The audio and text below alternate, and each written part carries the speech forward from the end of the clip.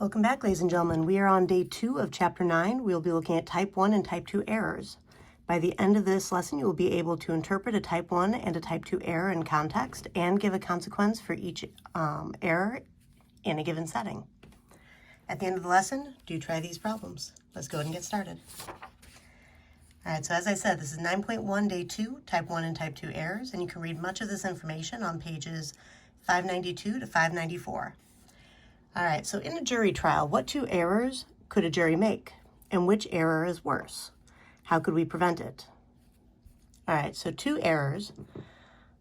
Number 1, they could convict an innocent person.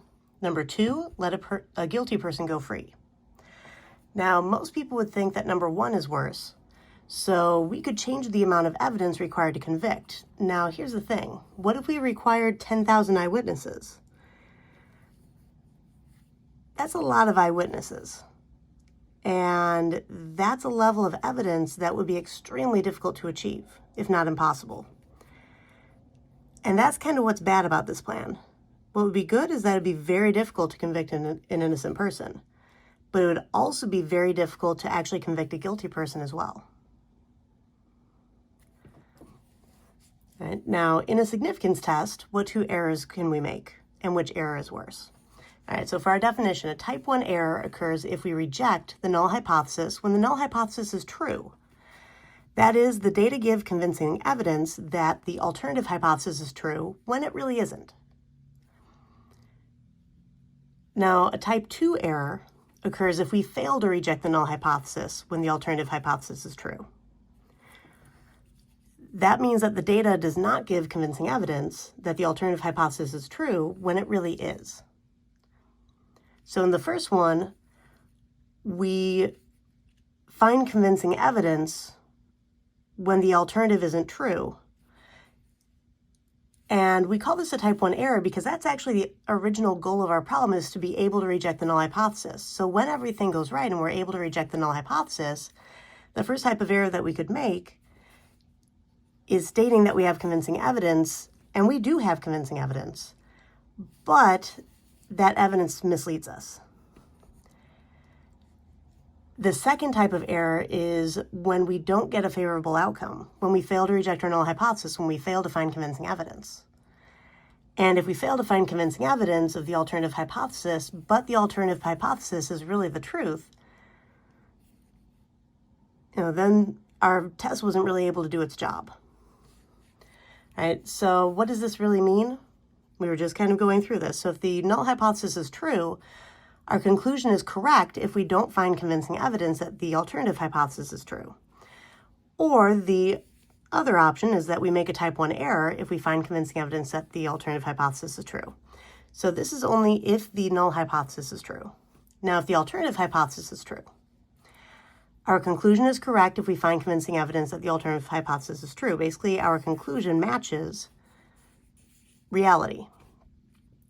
Now, we make a type 2 error if we do not find convincing evidence that the alternative hypothesis is true when it really is. Now, keep in mind that these errors are not mistakes. It's simply that we're using probability to guide our conclusions, and sometimes probability doesn't work in our favor. Right? There's always a small chance that our conclusion is not the right one, but we're going with our best option based on the evidence that we have. Right, now, only one error is possible at a time, depending on the conclusion that we make. If we say that we have convincing evidence of that our alternative hypothesis is true, then we were either correct in our conclusion or we made a type 1 error. If we state that we do not have convincing evidence that our alternative hypothesis is true, either we're correct in our conclusion or we made a type 2 error.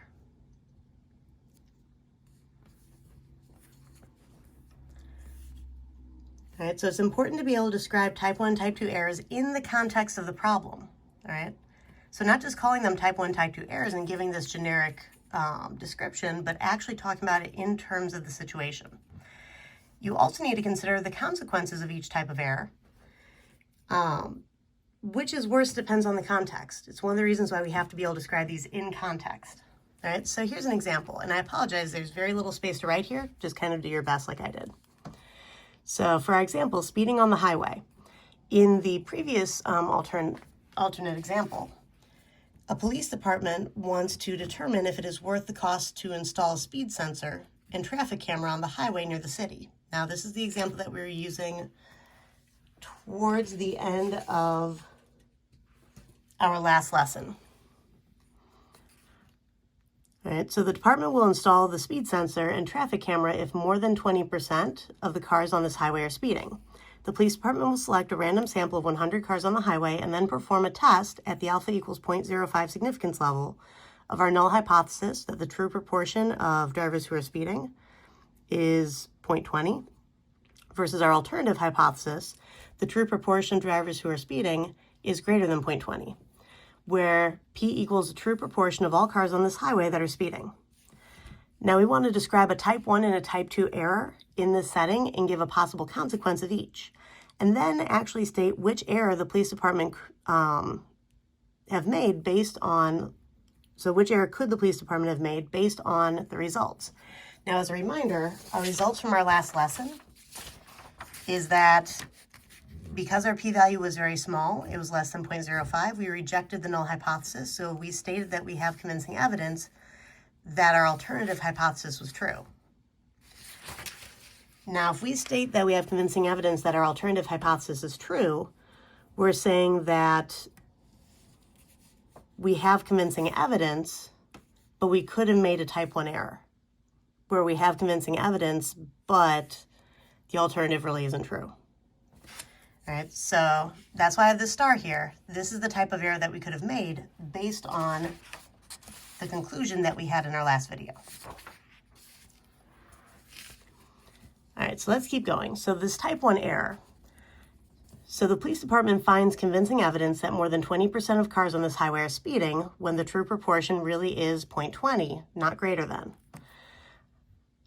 So the consequence is that the police department installs the speed sensor and traffic camera on the highway when it isn't needed, which means that they're wasting money. And police departments aren't always as well funded as we would like, so wasting money is a big deal when you're dealing with anything that is funded by tax dollars and that deals with public service. Now, type 2 error, the police department does not find convincing evidence that more than 20% of cars on this highway are speeding when the true proportion is greater than 0.20. Now, this consequence would be that the police department does not install the speed sensor and traffic camera on the highway when it should.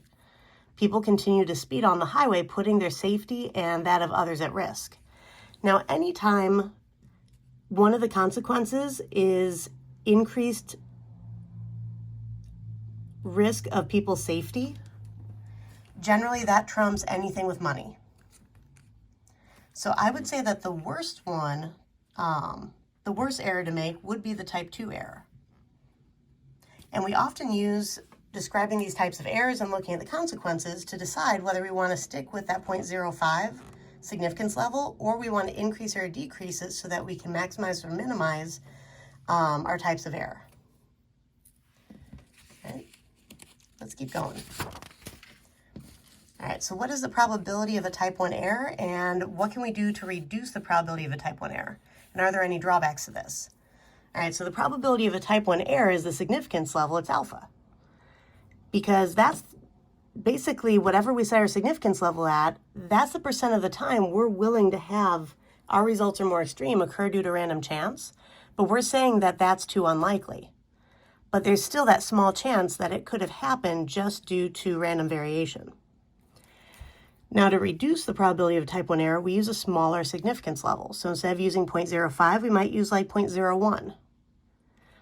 But if alpha is smaller, it's harder to find convincing evidence, and the probability of a type 2 error goes up. And now, what does all this mean? The trade-off between probability of a type 1 error and probability of a type 2 error is that as one is increased, the other decreases, right? Assuming that everything else remains the same. If we make it more difficult to reject the null hypothesis by decreasing alpha, we increase the probability that we will not find convincing evidence for alternative hypothesis when it's really true. All right, so it's important to consider the possible consequences of each type of error before choosing a significance level. And this is kind of a sketch of the situation. So this is our significance line. All right, so this area would be our alpha, our probability of type 1 error. We reject our null hypothesis for any p-hat, any sample proportions that fall within this region. All right, so if they fall greater than this value right here, we reject our null hypothesis. Now there is this small chance that within this original distribution that we could actually achieve those p-hat values given that the true proportions where we claimed it was. If we move that over, we're shrinking that probability of type 1 error, but then we're increasing this region where we fail to reject. And if we fail to reject the null hypothesis when the when the alternative hypothesis really is true, if we fail to find that convincing evidence, then we've made a type 2 error. So this sliding bar is kind of like the sliding bar between the reject region and the fail to reject region. The smaller the reject region gets, the larger the fail to reject, and the higher the probability of a type 2 error. The larger the reject region gets, the more likelihood you have of making a type 1 error, but the less likelihood of failing to reject when you really should, and you lower the probability of a type 2 error. All right? Type 1 and type 2 are two sides of the same distribution.